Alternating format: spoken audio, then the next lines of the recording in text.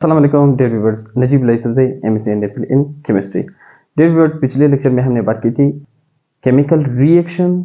आज के इस लेक्चर में हम बात करने वाले हैं केमिकल रिएक्शन की क्लासिफिकेशन, यानी केमिकल रिएक्शन को जो मुख्तलिफ टाइप में क्लासिफाई किया जाता है, किन बेसिस पे किया जाता है और किन बेसिस पे केमिकल रिएक्शन को किन किन टाइप में क्लासिफाई किया जाता है, ये डिस्कस करने वाले हैं। तो बहुत ही इंपॉर्टेंट लेक्चर बनने वाला है, इसलिए अगर आपने अभी तक चैनल को सब्सक्राइब नहीं किया है तो चैनल को सब्सक्राइब करें और चैनल का लिंक अपने तमाम दोस्तों और क्लास फेलोज के साथ ज़रूर शेयर कीजिएगा। तो स्टार्ट लेते हैं क्लासिफिकेशन ऑफ केमिकल रिएक्शंस। याद रखिए, केमिकल रिएक्शंस को हम कोई 5 तरीके से मुख्तलिफ टाइप में क्लासिफाई कर सकते हैं।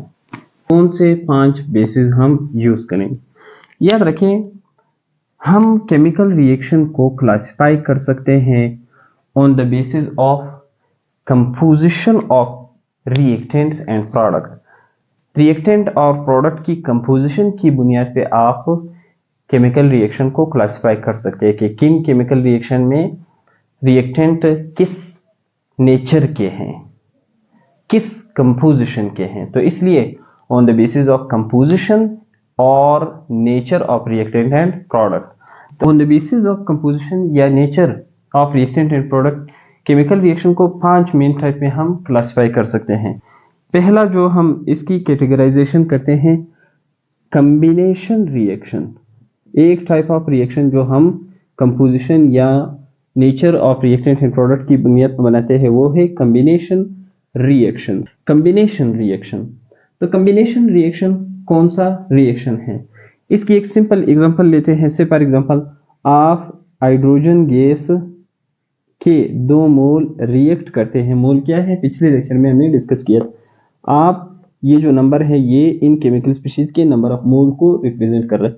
2 मोल हाइड्रोजन गैस हम रिएक्ट कर रहे हैं 1 मोल ऑफ ऑक्सीजन गैस के साथ। यहाँ पे 1 है जो कि शो नहीं किया जाता। तो नतीजे में बन रहे हैं 2 मोल वाटर के, 2 मोल वाटर के। अब ये कॉम्बिनेशन रिएक्शन है क्योंकि 2 केमिकल स्पीशीज आपस में कंबाइन हो गए।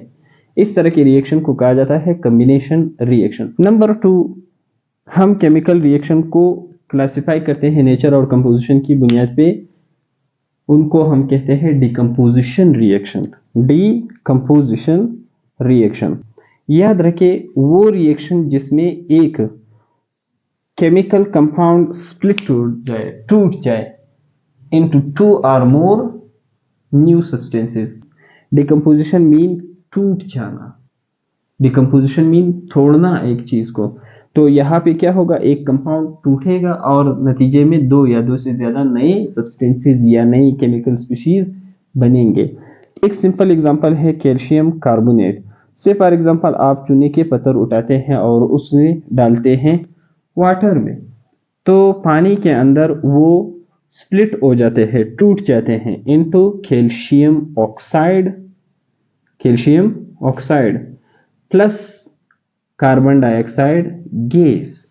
तो यहाँ पे देखो, एक ही केमिकल कंपाउंड है जो स्प्लिट हो गया, टूट गया इन 2 नए तरह के केमिकल स्पीशीज में। इसलिए चूंकि यहाँ पे एक कंपाउंड स्प्लिट हुआ, टूट गया, इस वजह से इस रिएक्शन को कहा जाता है decomposition reaction. Single displacement reaction, इसमें याद रखें, हम एक केमिकल कंपाउंड में एक टाइप ऑफ एटम को रिप्लेस करते हैं दूसरे टाइप ऑफ एलिमेंट या दूसरे टाइप ऑफ एटम से। ऐसे रिएक्शन को कहा जाता है सिंगल डिस्प्लेसमेंट रिएक्शन। से फॉर एग्जांपल, आप जिंक मेटल रिएक्ट कर रहे हैं किसके साथ? सल्फ्यूरिक एसिड के साथ, H2SO4 के साथ। तो याद रखें, यहाँ पे ये जो जिंक एटम है ये इन हाइड्रोजन एटमों को क्या करेगा? रिप्लेस करेगा। तो यहाँ पे चूंकि एक टाइप ऑफ एलिमेंट एक और टाइप ऑफ एलिमेंट को क्या कर रहा है? रिप्लेस कर रहा है। यानी इस कंपाउंड में सिर्फ एक टाइप ऑफ एलिमेंट क्या हो रहा है? रिप्लेस हो रहा है। तो यहाँ पे जिंक आके हाइड्रोजन एटमों को रिप्लेस करेगा, तो नतीजे में जिंक सल्फेट प्रोड्यूस होगा, उसके साथ साथ हाइड्रोजन गैस प्रोड्यूस हो जाएगा। तो यहाँ पे देखो, एक टाइप ऑफ एलिमेंट ने दूसरे टाइप ऑफ एलिमेंट को क्या किया? रिप्लेस किया। इसलिए इस रिएक्शन को सिंगल डिस्प्लेसमेंट रिएक्शन कहा जाता है। इसी तरह डबल डिस्प्लेसमेंट रिएक्शन में एक कंपाउंड दूसरे कंपाउंड के साथ रिएक्शन करता है और एक का पॉजिटिव आयन दूसरे के निगेटिव के साथ बॉन्ड बना लेता है। इसी तरह दूसरे का पॉजिटिव इस वाले के निगेटिव के साथ बॉन्ड बना लेता है। तो जब दोनों तरफों से क्या हो जाए, डिस्प्लेसमेंट हो जाए, रिप्लेसमेंट ऑफ द एटम हो जाए, ऐसे प्रोसेस को कहा जाता है डबल डिस्प्लेसमेंट। एग्जांपल है सोडियम क्लोराइड को जब रिएक्ट किया जाता है सिल्वर नाइट्रेट के साथ, सिल्वर नाइट्रेट के साथ। यहां देखिए इस रिएक्शन में इसका से फॉर एग्जांपल पॉजिटिव आयन इसके निगेटिव आयन के साथ बॉन्ड बना के यहाँ पे रिप्लेसमेंट कर लेता है और इसका पॉजिटिव इसके निगेटिव आयन के साथ बॉन्ड बना के यहाँ पे रिप्लेसमेंट कर लेता है। तो यहाँ पे दो डिफरेंट जगहों पे क्या हो रहा है, रिप्लेसमेंट हो रहा है, इसलिए इस प्रोसेस को कहा जाता है double displacement reaction. Sodium nitrate plus silver chloride produce होगा। कंबशन रिएक्शन, याद रखें कंबशन रिएक्शन को हम सिंपली इस तरह डिफाइन कर सकते हैं, ऐसा रिएक्शन जिसमें ऑक्सीजन किसी कंपाउंड के साथ रिएक्शन करे और नतीजे में हीट एनर्जी प्रोड्यूस हो जाए, ऐसे रिएक्शन को कहा जाता है कंबशन रिएक्शन।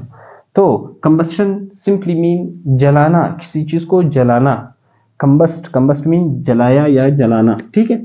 तो एग्जांपल है इसका, से फॉर एग्जांपल आप 1 मोल ऑफ मीथेन गैस के साथ रिएक्ट करते हैं, क्योंकि यहाँ पे कुछ नहीं लिखा हुआ, तो जहाँ पे कुछ ना लिखा हुआ हो वहां पे 1 होता है, तो 1 मोल आपने मीथेन गैस का उठाया है, इसके साथ आप रिएक्ट करते हैं 2 मोल ऑक्सीजन गैस के।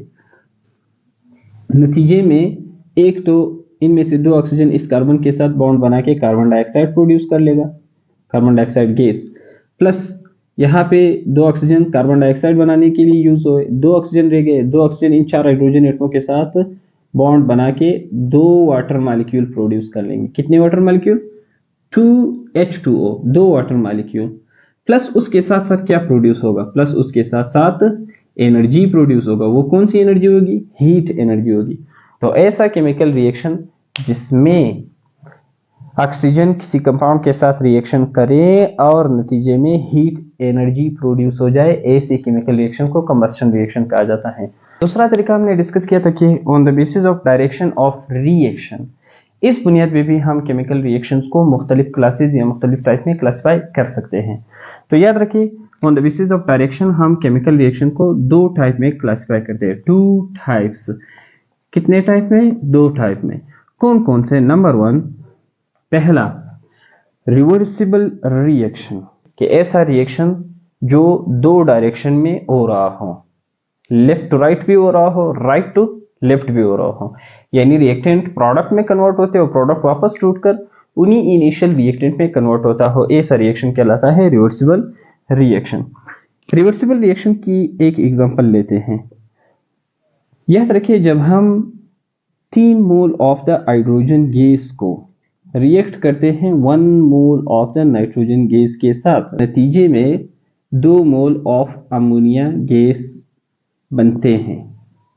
लेकिन ये अमोनिया जैसे ही थोड़ा मिकदार इसका बनता है तो वापस टूटना शुरू हो जाता है इन इनिशियल रिएक्टेंट में। तो इसलिए इस रिएक्शन को कहा जाता है रिवर्सिबल रिएक्शन की। फॉरवर्ड डायरेक्शन, यानी फॉरवर्ड डायरेक्शन एक रिवर्सिबल रिएक्शन का कौन सा डायरेक्शन होता है, जिसमें इनिशियल रिएक्टेंट मिलकर प्रोडक्ट बनाए, यानी जो लेफ्ट टू राइट होता हो, वो direction of the reversible reaction कहलाता है फॉरवर्ड डायरेक्शन, फॉरवर्ड डायरेक्शन। और जब प्रोडक्ट वापस रिकन्वर्ट होता हो इनिशियल रिएक्टेंट में, रिवर्सिबल रिएक्शन के इस फेज या इस डायरेक्शन को कहा जाता है रिवर्स डायरेक्शन या बैकवर्ड डायरेक्शन भी आप इसको कह सकते हैं। रिवर्स रिएक्शन यानी जब रिएक्शन वापस रिवर्स होना शुरू हो। इसी तरह हम डायरेक्शन की बुनियाद पे दूसरा जो टाइप ऑफ केमिकल रिएक्शन का बनाते हैं वो है इरिवर्सिबल रिएक्शन। याद रखिए वो केमिकल रिएक्शन जिसमें इनिशियल रिएक्टेंट मिलकर प्रोडक्ट बनाए, लेकिन प्रोडक्ट वापस इनिशियल रिएक्टेंट में ना टूटता हो। आप यूं भी कह सकते हैं या सिंपली आप इस तरह भी कह सकते हैं कि वो रिएक्शन जो सिर्फ एक डायरेक्शन में होता हो, यूनी डायरेक्शनल रिएक्शन, ऐसा रिएक्शन जो सिर्फ एक डायरेक्शन में होता हो, ऐसा रिएक्शन कहलाता है इरिवर्सिबल रिएक्शन। इसका एक सिंपल एग्जांपल, जब हम 2 mole of hydrogen gas react करते हैं 1 mole of the oxygen gas के साथ, नतीजे में वाटर प्रोड्यूस होता है। याद रखिए वाटर उसी कंडीशंस में या उन्हीं कंडीशंस में वापस वाटर मॉलिक्यूल हाइड्रोजन और ऑक्सीजन गैस में रिकन्वर्ट नहीं होते। वैसे कभी कभार स्टूडेंट ये क्वेश्चन कर लेते सर वाटर को भी तो वापस हाइड्रोजन गैस और ऑक्सीजन गैस में कन्वर्ट किया जा सकता है, यानी इलेक्ट्रोलिसिस मेथड से। तो याद रखें यहाँ पे हम कहते हैं कि रिवर्सिबल वो रिएक्शन होता है जिसमें प्रोडक्ट उन्हीं कंडीशन में वापस किस में कन्वर्ट हो जाए, इनिशियल रिएक्टेंट में। तीसरा जो तरीका है on the basis of energy change. इस बुनियाद पर भी हम केमिकल रिएक्शन को 2 टाइप में क्लासिफाई करते हैं। किन टाइप ऑफ रिएक्शन में सिस्टम की एनर्जी कम हो जाती है, किस में, किन टाइप ऑफ रिएक्शन में इंक्रीज हो जाती है। तो याद रखिए on the basis of energy change हम केमिकल रिएक्शन को 2 टाइप में क्लासिफाई करते हैं। एक एक्सोथर्मिक रिएक्शन, ऐसे रिएक्शन जिसमें हीट एनर्जी क्या होता हो, एवॉल्व होता हो। एवॉल्व मीन रिलीज होता हो, एवॉल्व या रिलीज। ऐसे रिएक्शन जिसमें हीट एनर्जी रिलीज हो जाए या एवॉल्व हो जाए, ठीक है, ऐसे रिएक्शन को कहा जाता है एक्सोथर्मिक रिएक्शन। आप सिंपली, लेकिन इसका जो सही डेफिनेशन है वो ये है कि वो केमिकल रिएक्शन, क्योंकि हर केमिकल रिएक्शन को में ओल्ड बॉन्ड को तोड़ने के लिए एनर्जी रिक्वायर्ड होता है, तो हम एनर्जी उसको प्रोवाइड भी करते हैं और फिर जब नए बॉन्ड बन जाते हैं एनर्जी वापस रिलीज भी हो जाती है। तो जिस केमिकल रिएक्शन में एब्जॉर्ब होने वाली एनर्जी से रिलीज होने वाली एनर्जी क्या हो, ज्यादा हो, ऐसे केमिकल रिएक्शन को एक्सोथर्मिक रिएक्शन कहा जाता है। अब एक्सोथर्मिक रिएक्शन की एक सिंपल एग्जांपल है जब हम मीथेन गैस को रिएक्ट करते हैं ऑक्सीजन गैस के साथ, नतीजे में कार्बन डाइऑक्साइड प्रोड्यूस होता है प्लस वाटर मॉलिक्यूल, प्लस उसके साथ साथ एनर्जी प्रोड्यूस हो रही होती है। एनर्जी हमने कहा था कि ये डिपेंड करता है कि ऑक्सीजन किस टाइप ऑफ कंपाउंड के साथ रिएक्शन कर रहा है। से फॉर एग्जांपल इस स्पेसिफिक रिएक्शन में जो अमाउंट ऑफ एनर्जी रिलीज होती है, यानी सिस्टम की एनर्जी में जो चेंज आता है, change in enthalpy, delta mean change, H mean enthalpy, ये इंशाल्लाह इंथैल्पी क्या है आगे डिस्कस करेंगे। फिलहाल यहाँ पे इस रिएक्शन की जो इंथैल्पी चेंज होता है या इस रिएक्शन में जितनी अमाउंट ऑफ एनर्जी रिलीज होता है वो होता है 891 किलो जूल पर मोल। यानी जब आप 1 मोल मीथेन गैस चलाते हैं तो 1 मोल मीथेन गैस चलाने से इतनी एनर्जी प्रोड्यूस होती है। याद रखिए यहाँ पे माइनस साइन इस चीज को शो नहीं कर रहा कि एनर्जी की मिकदार -0 से भी कम है, यानी माइनस में है, एनर्जी इतनी कम है, नहीं, यहाँ पे माइनस साइन एनर्जी के रिलीज होने को रिप्रेजेंट करता है। On the basis of energy change हम केमिकल रिएक्शन को एक और टाइप ऑफ केमिकल रिएक्शन में भी क्लासिफाई करते हैं, वो है एंडोथर्मिक रिएक्शन। याद रखिए एक्सो के मानी है आउटसाइड, ये ग्रीक वर्ड है, ठीक है। एक्सो मीन आउटसाइड, यानी जब सिस्टम से एनर्जी बाहर निकल जाए। यहाँ पे फिर से याद रखिए लफ्ज एंडोन क्या है, ग्रीक वर्ड है, इसके मानी है विथ इन, यानी जब सिस्टम के अंदर एनर्जी एब्जॉर्ब हो जाए या जब एनर्जी सिस्टम में चला जाए। तो एंडोथर्मिक रिएक्शन कैल्शियम कार्बोनेट की डिकम्पोजिशन उसका एक बेहतरीन एग्जांपल है। यहाँ पे डेल्टा रिप्रेजेंट करता है हीट एनर्जी के एब्जॉर्ब होने को, ठीक है। तो हीट एनर्जी सिस्टम में एब्जॉर्ब हो रही है, इसलिए ये रिएक्शन एंडोथर्मिक है और नतीजे में कैल्शियम ऑक्साइड प्रोड्यूस होगा, यानी बर्न्ट लाइम, यानी बुझा हुआ चूना, जिसको कैल्शियम ऑक्साइड भी कहा जाता है, ठीक है, लाइम भी इसको कहा जाता है। प्लस क्या प्रोड्यूस होगा, कार्बन डाइऑक्साइड प्रोड्यूस होगा, ठीक है।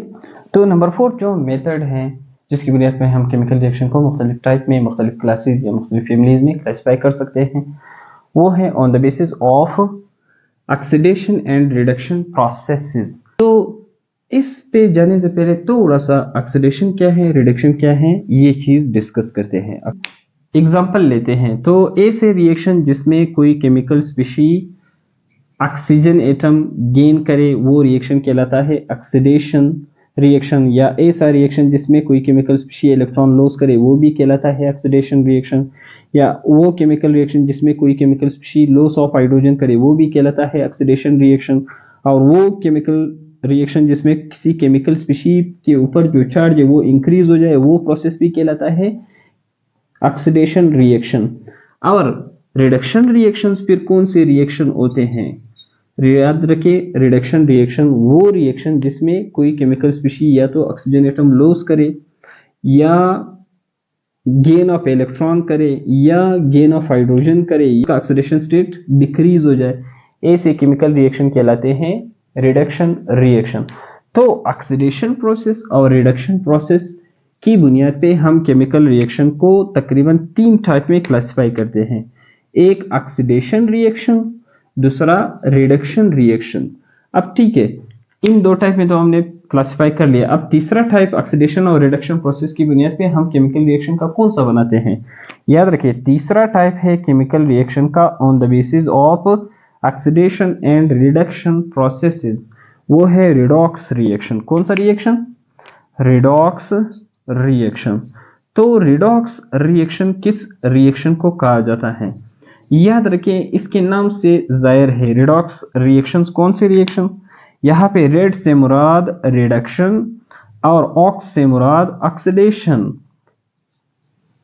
रिडक्शन, रेड से मुराद रिडक्शन और ऑक्स से मुराद ऑक्सीडेशन, यानी वो केमिकल रिएक्शन जिसमें साइमल्टेनियसली एक साथ ऑक्सीडेशन प्रोसेस भी हो रहा हो और उसी टाइम रिडक्शन प्रोसेस भी हो रहा हो, ऐसा रिएक्शन कहलाता है रिडॉक्स रिएक्शन। से फॉर एग्जांपल जिंक सॉलिड है, यानी इसके ऊपर कोई भी चार्ज नहीं है, चार्ज इसका 0 है। इसी तरह ये रिएक्शन करता है कॉपर आयन के साथ, कॉपर आयन के साथ। याद रखिए, जब किसी केमिकल स्पीशी के ऊपर चार्ज होता है तो उसके साथ हम AQ लिखते हैं, एक्वियस आयन। तो से फॉर एग्जांपल ये किसी सॉल्यूशन में क्या है? कॉपर आयन है। याद रखिए, अब इस प्रोसेस में होगा क्या, जिंक के पास चूंकि पूरे इलेक्ट्रॉन है, अगर जिंक इलेक्ट्रॉन लॉस करता है, कितने इलेक्ट्रॉन? 2 इलेक्ट्रॉन लॉस करता है, और कॉपर के चूंकि +2 ये बताता है कि इसके 2 इलेक्ट्रॉन इसने लॉस किए हैं ऑलरेडी, तो 2 इलेक्ट्रॉन इसके कम हैं, तो इसके 2 इलेक्ट्रॉन पूरे करने के लिए जिंक इसको 2 इलेक्ट्रॉन दे देता है। तो यहां देखो, नतीजे में जिंक आयन बन जाता है, जिंक एक्वियस फॉर्म में चला जाता है, यानी चूंकि इसने 2 इलेक्ट्रॉन लॉस किए और कॉपर के पहले 2 इलेक्ट्रॉन कम थे और अब इसने 2 इलेक्ट्रॉन वापस गेन कर लिए, तो कॉपर का ऑक्सीडेशन स्टेट वापस क्या हो जाएगा? 0 हो जाएगा और कॉपर सॉलिड बन जाएगा। तो जिंक ने लॉस ऑफ इलेक्ट्रॉन किया, तो यहां देखिए लॉस ऑफ इलेक्ट्रॉन जो केमिकल स्पीशी करता है वो कौन सा रिएक्शन करता है? वो ऑक्सीडेशन रिएक्शन करता है। और कॉपर ने क्या किया? कॉपर ने गेन ऑफ इलेक्ट्रॉन किया, और हमें पता है गेन ऑफ इलेक्ट्रॉन जो केमिकल स्पीशी करता है वो कौन सा प्रोसेस करता है? वो रिडक्शन प्रोसेस करता है, या वो कौन सा रिएक्शन करता है? वो रिडक्शन रिएक्शन करता है। तो यहाँ पे हम देख रहे हैं कि एक केमिकल स्पीशी ऑक्सीडेशन कर रहा है, दूसरा रिडक्शन कर रहा है, इसलिए ये रिएक्शन कहलाता है रिडॉक्स रिएक्शन। क्यों? क्योंकि इसमें साइमल्टेनियसली ऑक्सीडेशन और रिडक्शन हो रहे हैं। तो on the basis of oxidation and reduction processes, oxidation और रिडक्शन प्रोसेसेस की बुनियाद पे हम केमिकल रिएक्शन को 3 टाइप में क्लासिफाई करते हैं। ऑक्सीडेशन रिएक्शन यानी वो रिएक्शन जिसमें सिर्फ ऑक्सीडेशन होता हो, रिडक्शन रिएक्शन वो रिएक्शन जिसमें सिर्फ रिडक्शन होता हो। अब इनकी भी एक एक एग्जांपल ले लेते हैं। कौन सा ऐसा रिएक्शन है जिसमें सिर्फ क्या होता हो? ऑक्सीडेशन होता हो।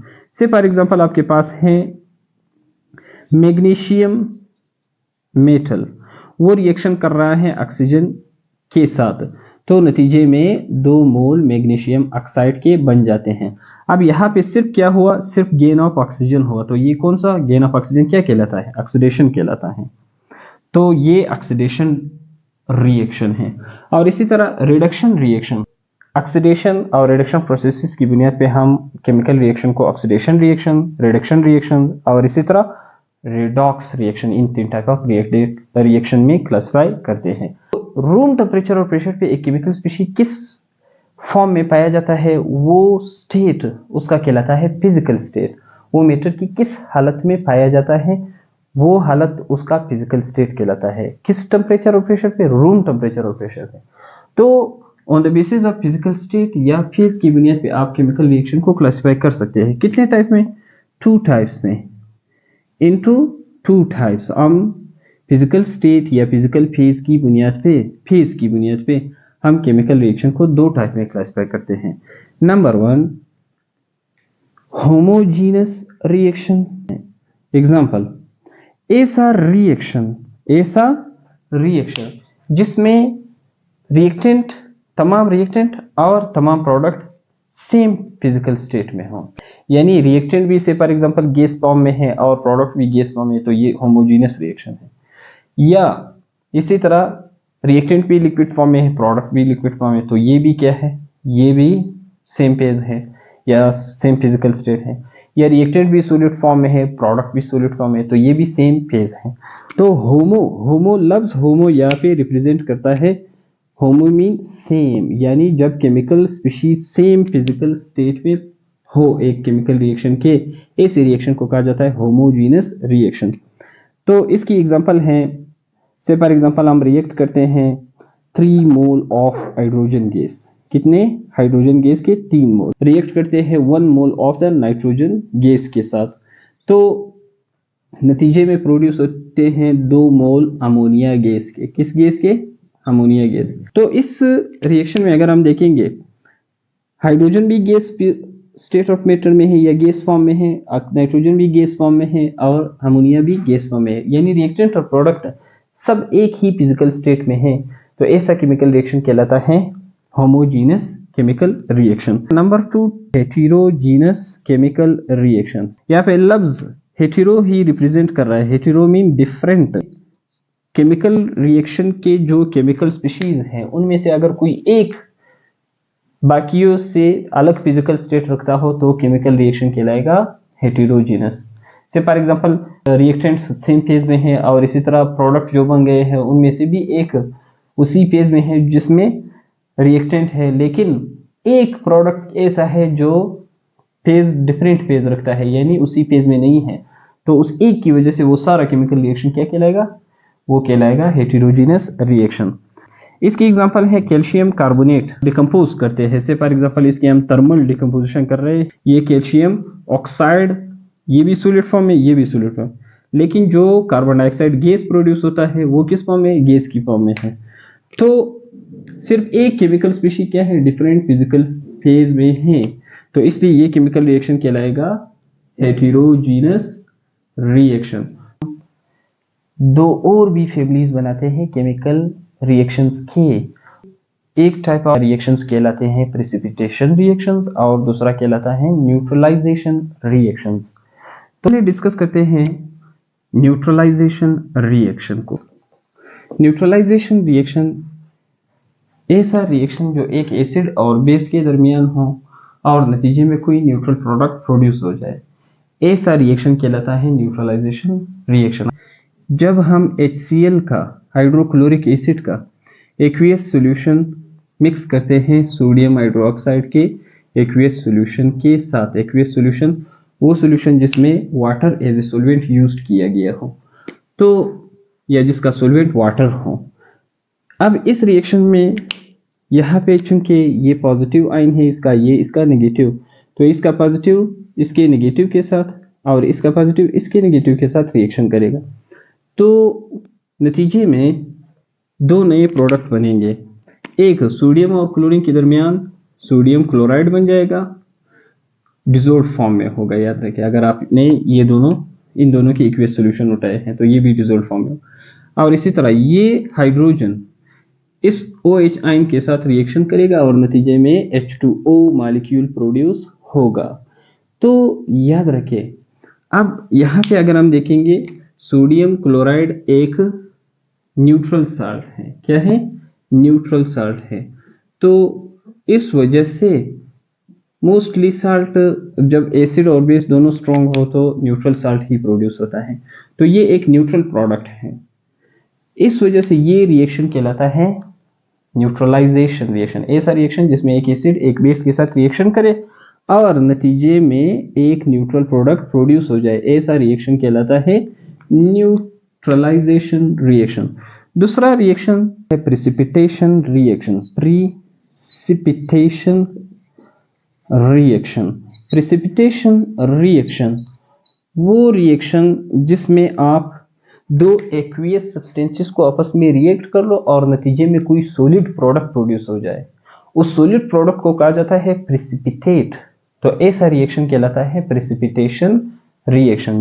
सिल्वर नाइट्रेट का एक्वियस सॉल्यूशन रिएक्ट कर रहे हैं सोडियम क्लोराइड के एक्वियस सॉल्यूशन के साथ, नतीजे में सोडियम नाइट्रेट प्रोड्यूस होगा, सोडियम नाइट्रेट जो कि डिसॉल्व्ड फॉर्म में होगा, एक्वियस फॉर्म में होगा।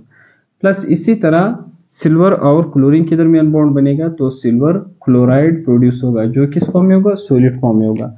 अब ये प्रोडक्ट चूंकि सॉलिड फॉर्म में है तो इसलिए सॉलिड फॉर्म में जो प्रोडक्ट होता है उसे हम कहते हैं पीपीटी यानी प्रिसिपिटेट, और इस वजह से इस सारे रिएक्शन को हम कहेंगे प्रिसिपिटेशन रिएक्शन। अगर आपको लेक्चर पसंद आया है चैनल को जरूर सब्सक्राइब करें और चैनल का लिंक अपने तमाम दोस्तों और क्लास फेलोज के साथ जरूर शेयर कीजिएगा और बेल आइकन प्रेस करें ताकि हर नया लेक्चर आते ही आपको पता चले। नया लेक्चर हमारा होगा chemical equation, types of chemical equation और balancing of unbalanced chemical equation.